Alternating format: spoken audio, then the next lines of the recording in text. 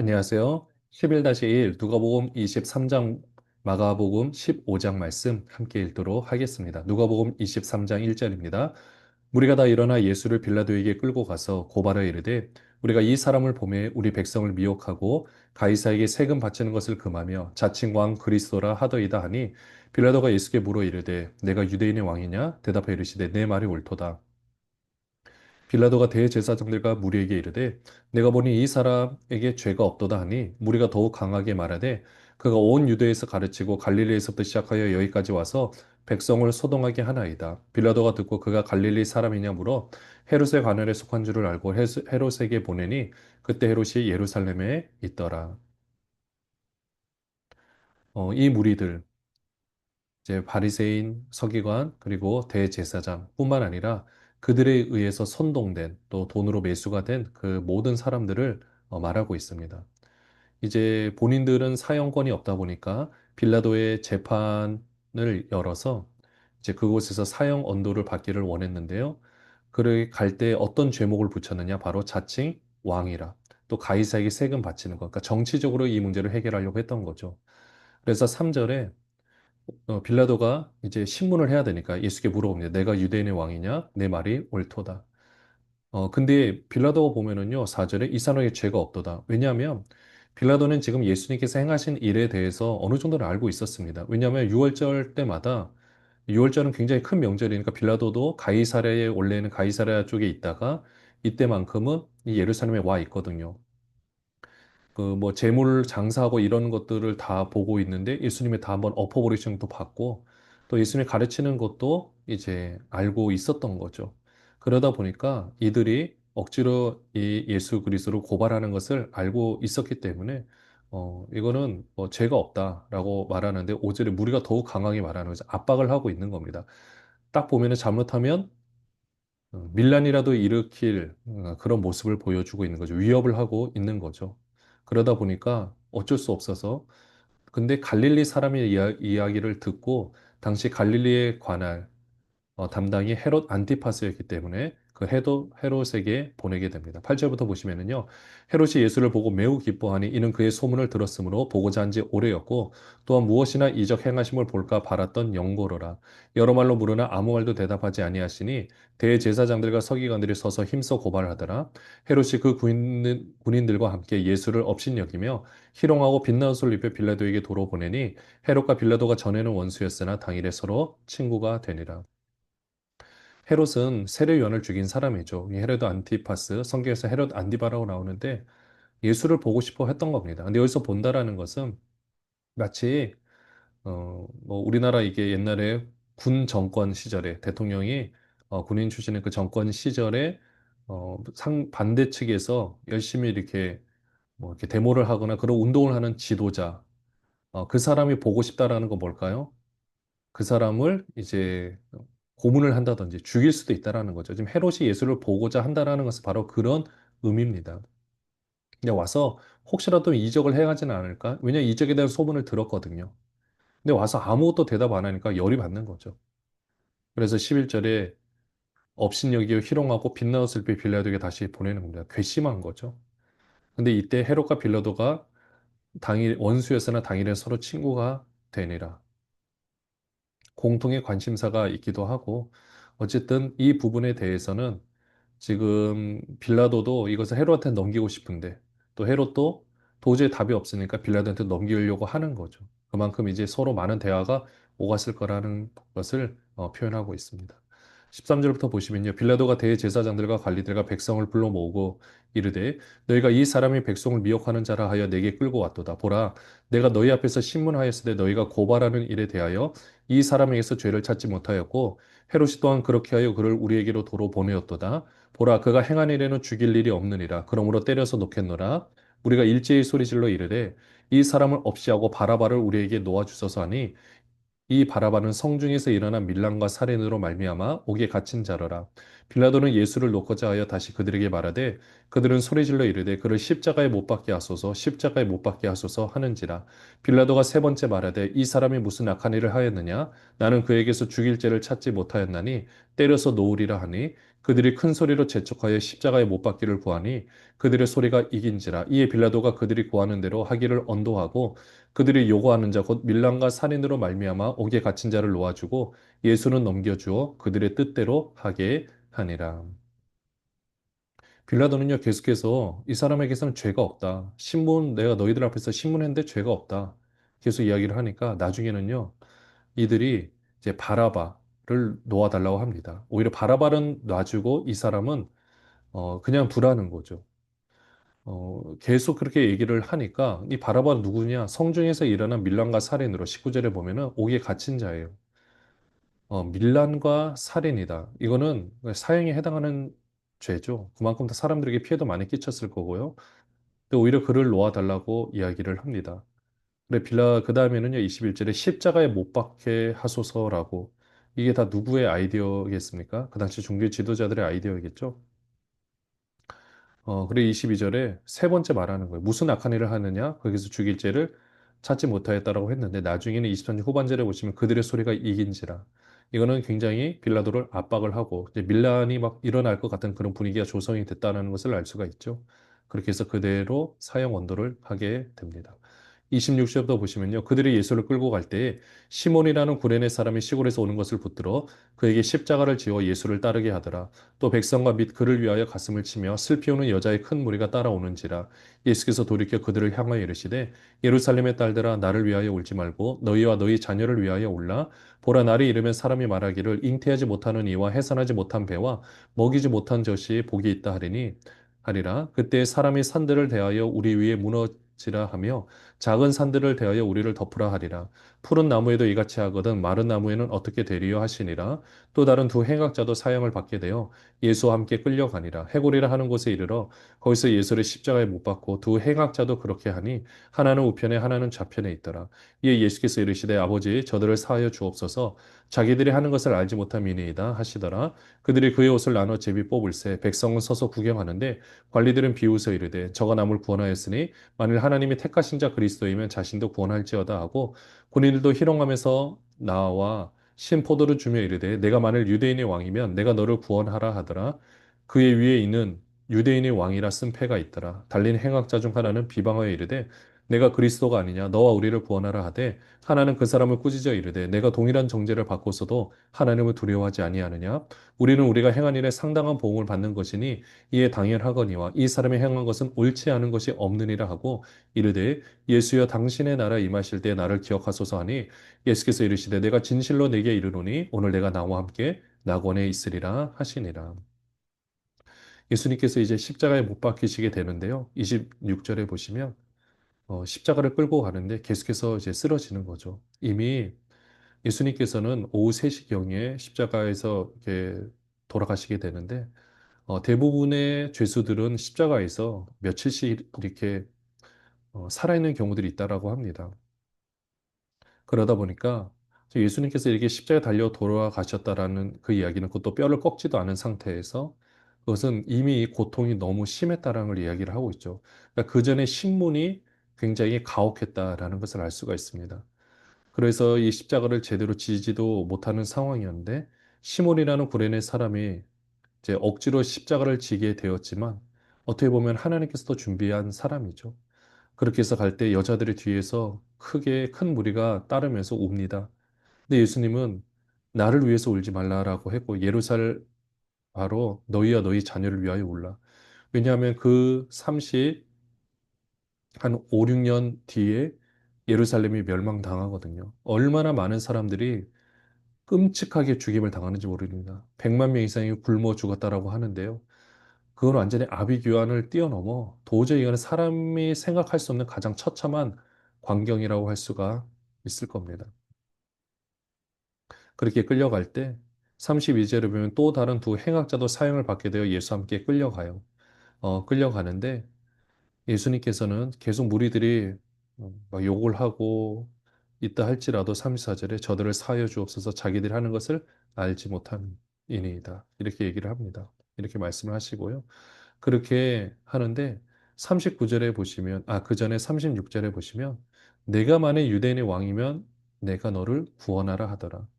그런데 이거는 사단이 사실 사람들이 입을 빌려서 하는 말입니다. 그러니까 사람들이 그냥 말을 하는 것 같지만 어떻게 보면 이게 사단의 대변자로서 역할을 하고 있을 수도 있는 거예요. 이게 얼마나 무서운 건지 모릅니다.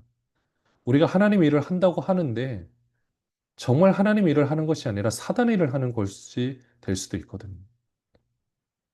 그렇게 우리가 이 부분을 정말 조심해야 되는 것 같고요.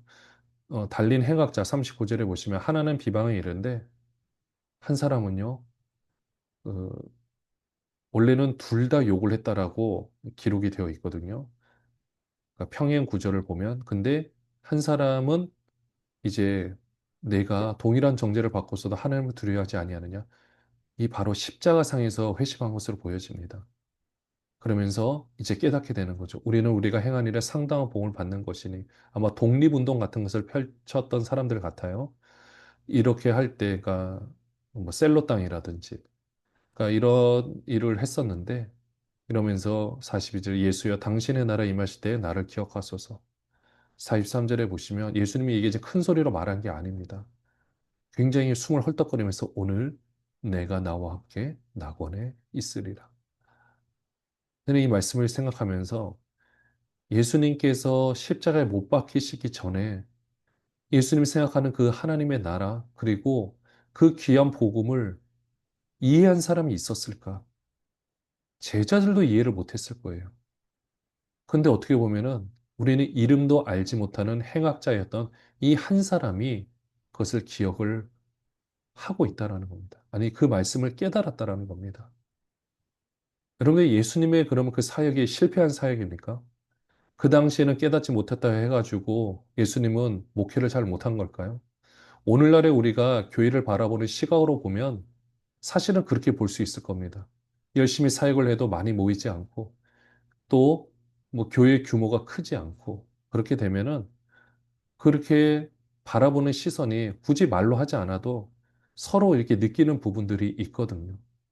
어떻게 보면 예수님도 그렇게 볼 수 있겠지만 예수님은 결국 십자가에 못 박히시지만 그 이후에 정말 놀라운 사건이 일어나게 되고 예수님의 가르침이 없었다면 제자들 그렇게 성령께서 역사하신다고 해서 그렇게 사역 못 합니다. 그 밑바탕, 말씀의 밑바탕이 있었기 때문에 그때야 비로소 예수님께서 체계적으로 가르쳐 주신 것들이 다 생각나서 베드로가 아주 멋있게 설교를 하고 그 설교에 3천 명 그리고 막 놀라운 역사들이 일어나는 것은 예수님께서 잘 가르치신 덕분이라는 사실입니다. 44절부터 보시면요. 때가 제6시쯤 되어 해가 빛을 잃고 온 땅에 어둠이 임하여 제9시까지 계속하며 성소의 휘장이 한가운데가 찢어지더라. 예수께서 큰 소리로 불러 이르시되 아버지 내 영혼을 아버지 손에 부탁하나이다 하고 이 말씀을 하신 후 숨지시니라. 백부장이 그 된 일을 보고 하나님께 영광을 돌려 이르되 이 사람은 정녕 의인이었도다 하고 이를 구경하러 모인 무리도 그 된 일을 보고 다 가슴을 치며 돌아가고 예수를 아는 자들과 갈릴리로부터 따라온 여자들도 다 멀리 서서 이 일을 보리라. 내용은 아버지 손에 부탁하나이다. 그리고 이 모든 것을 이루셨을 때 성소의 휘장이 찢어지게 됩니다. 이제는 그 성소에 누구나 들어갈 수 있게 예수님께서 다 이루셨죠. 50절에 보시면요. 공의 의원으로 선하고 의로운 요셉이라는 사람이 있으니 그들의 결의와 행사에 찬성하지 아니한 자라. 그는 유대인의 동네 아리마대 사람이요 하나님의 나라를 기다리는 자라. 그가 빌라도에게 가서 예수의 시체를 달라 하여 이를 내려 세마포로 싸고 아직 사람을 장사한 일이 없는 바위에 판 무덤을 넣어두니 이날은 준비일이요 안식일이 거의 되었더라. 갈릴리에서 예수와 함께 온 여자들이 뒤를 따라 그 무덤과 그의 시체를 어떻게 두었는지를 보고 돌아가 향품과 향유를 준비하더라. 계명을 따라 안식일에 쉬더라.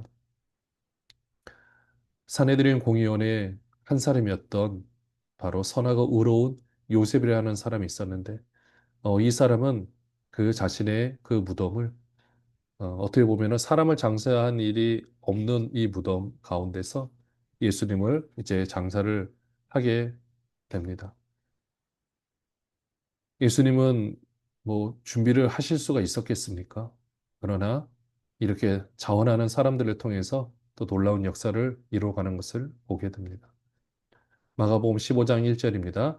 새벽에 대제사장들이 즉시 장로들과 서기관들 곧 온 공회와 더불어 의논하고 예수를 결박하여 끌고 가서 빌라도에게 넘겨주니 빌라도가 묻되 내가 유대인의 왕이냐? 예수께서 대답하여 이르시되 내 말이 옳도다 하시매 대제사장 대제사장들이 여러 가지로 고발하는지라 빌라도가 또 물어 이르되 아무 대답도 없느냐? 그들이 얼마나 많은 것으로 너를 고발하는가 보라 하되 예수께서 다시 아무 말씀으로도 대답하지 아니하시니 빌라도가 놀랍게 여기더라. 네, 신문을 할 때 그들이 가지고 오는 증거 자료들을 막 제출을 하고 있는 거죠. 근데 예수님은 아무 말씀하지 않으셨다고 합니다. 6절부터 보시면요. 명절이 되면 백성들이 요구하는 대로 죄수 한 사람을 놓아주는 전례가 있더니 밀란을 꾸미고 그 밀란 중에 살인하고 체포다 자 중에 바라바라 하는 자가 있는지라 무리가 나아가서 전례대로 하여 주기를 요구한데 빌라도가 대답하여 이르되 너희는 내가 유대인의 왕을 너희에게 놓아주기를 원하느냐 하니 이는 그가 대제사장들이 시기로 예수를 넘겨준 줄 알미러라. 그러나 대제사장들이 무리를 충동하여 도리어 바라바를 놓아 달라 하게 하니 빌라도가 또 대답하여 이르되 그러면 너희가 유대인의 왕이라 하는 일을 내가 어떻게 하랴.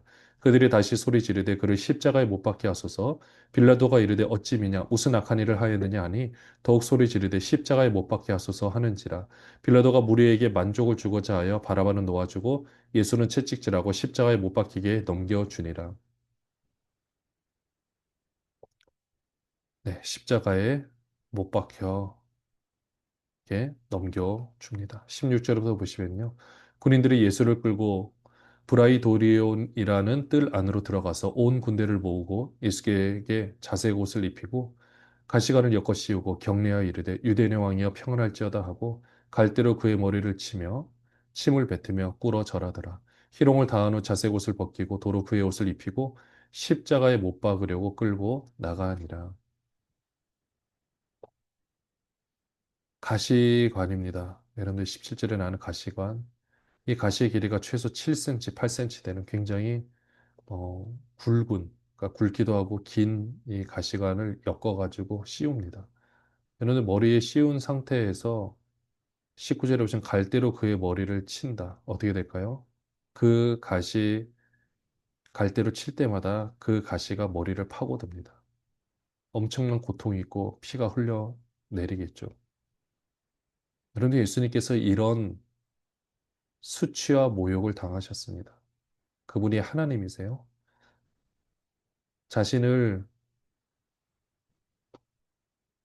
어떻게 보면 하나님께서 지은 그 피조물이 그 창조주를 상대로 모욕을 하고 있는 겁니다.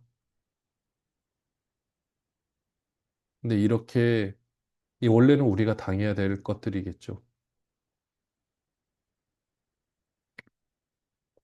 그리고 십자가에 못 박으려고 끌고 나갑니다. 희롱도 하고 어떻게 보면 예수님은 일찍 돌아가신 것을 보면 이미 피를 너무 많이 흘리신 것 같아요. 21절부터 보시면요. 마침 알렉산더와 루포의 아버지인 구레네 사람 시몬이 시골로부터 와서 지나가는데 그들이 그를 억지로 같이 가게 하여 예수의 십자가를 지우고 예수를 끌고 골고다라 하는 곳 번역하면 해골의 곳에 이르러 몰약을 탄 포도주를 주었으나 예수께서 받지 아니하시니라.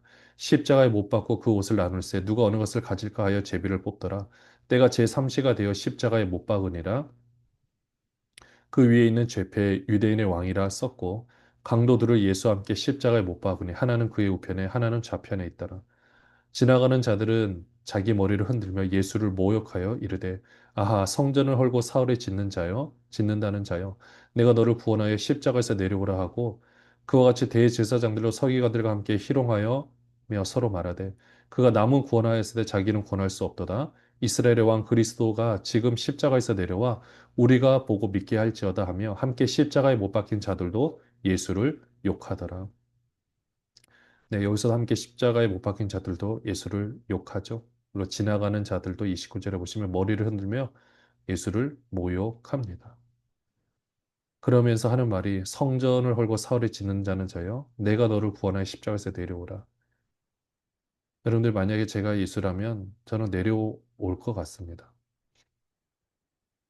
근데 내려오실 수가 없죠. 33절에 보시면 제 6시가 되매 온 땅에 어둠이 임하여 제 9시까지 계속하더니 제9시에 예수께서 크게 소리 지르시되 엘리 엘리 라마 사박다니 하시니 이를 번역하면 나의 하나님 어찌하여 나를 버리셨나이까 하는 뜻이라. 곁에 섰던 자 중 어떤 이들이 듣고 이르되 보라 엘리야를 부른다 하고 한 사람이 달려와서 해면에 신 포도주를 적시어 갈대에 끼어 마시게 하고 이르되 가만두라 엘리야가 와서 그를 내려주나 보라 하더라. 보자 하더라.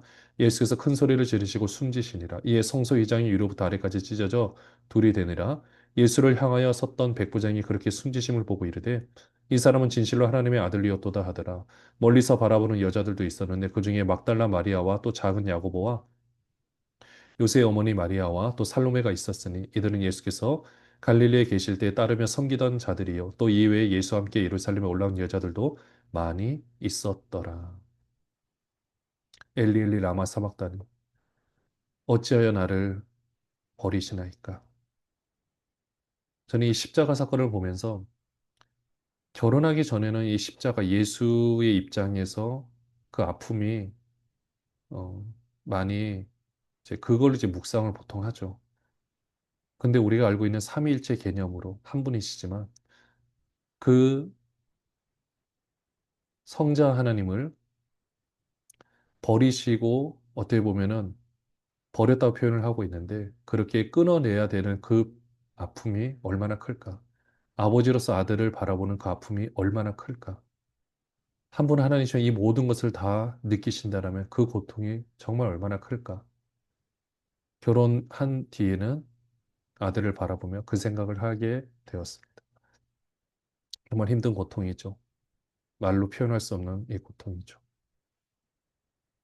육체의 고통도 고통이지만 정신적인 고통은 말로 표현할 수 없을 겁니다. 42절에 보시면은요. 이날은 준비일 곧 안식일 전날이므로 저물었을 때 아리마대 사람 요셉이 와서 당돌이 빌라도에게 들어가 예수의 시체를 달라 하니 이 사람은 존경받는 공회원이요 하나님의 나라를 기다리는 자라. 빌라도는 예수께서 벌써 죽었을까 하고 이상히 여겨 백부장을 불러 죽은 지가 오래냐 묻고 백부장에게 알아본 후에 요셉에게 시체를 내주는지라. 요셉이 세마포를 사서 예수를 내려다가 그것으로 싸서 바위 속에 판 무덤에 넣어두고 돌을 굴려 무덤 문에 놓음에 막달라 마리아와 요새의 어머니 마리아가 예수 든 것을 보더라. 네. 좀 전에 백부장은 예수께서 숨지심을 바라보고 진실로 하나님의 아들이었도다 이렇게 고백을 하죠. 다른 사람들 거기서 볼 수 있는 눈이 없습니다. 그리고 이미 요셉이 그 예수의 시체를 달라고 했을 때 빌라도는 뭐 안 내줄 필요가 없죠. 얼른 내주고 아니면은 예수의 시체는 잘못하면 십자가에서 그냥 동물의 먹이가 될 뻔했을 텐데 그래도 얼른 요셉 와서 준비를 하고 이미 보니까 또 빨리 돌아가신 거죠. 그렇게 해서 예수 그리스도는 십자가에 내려와서 이제 무덤에 들어가게 되셨습니다. 네, 이 모습을 통해서 다시 한번 하나님께서 우리한테 오실 길이 열리고 우리도 하나님께로 갈 수 있는 길이 열린 놀라운 사건. 단순히 고통만 묵상할 것이 아니라 그 고통을 당하신 우리 주님께서 우리를 보시면서 뭐라고 말씀하실까요? 그 십자가를 지고 그 십자가를 지는 게 똑같이 지라는 것이 아니라 우리 삶 가운데서 사역을 하다 보면 그리고 주님의 이 귀한 일을 하다 보면 좁은 길로 가야 되는데 때로는 그 고통이 클 때가 있죠. 이렇게 가는 것이 맞는가? 하지만 그런 상황 가운데서도 주님을 바라보며 나가는 그 고통, 그것을 통해서 더 많은 사람들을 살릴 수 있다면 그 귀한 사명을 잘 감당하는 우리 모든 분들 되시기를 바랍니다. 기도하겠습니다. 하나님 아버지, 오늘도 우리를 써주시고 인도하여 주시옵소서. 십자가의 길이 좁은 길이고 힘든 길이지만 그 길로 가야만 됩니다. 잘 걸어갈 수 있도록 힘도 주시고 능력도 주시옵소서. 예수 그리스도의 이름으로 기도합니다. 아멘.